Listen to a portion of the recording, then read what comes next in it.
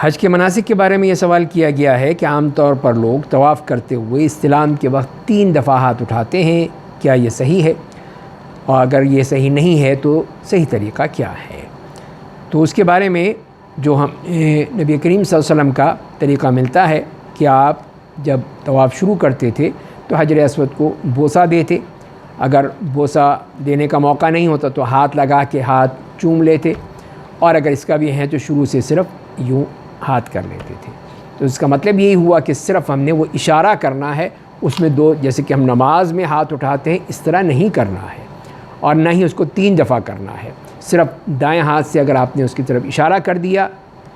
تو یہ کافی ہے، اور اس سے آپ کا وہ طواف شروع ہو گیا۔ اس طرح دوسری مرتبہ دوسرے چکر میں جب آئیں گے تب بھی آپ کا اسی طرح وہ استلام ہوگا اپنے دائیں ہاتھ سے کر کے، اور اس کے بعد پھر آپ آگے چلتے چلے جائیں گے، نہ وہاں پہ رکنا ہے اور نہ ہی اس طرح نماز کی طرح کا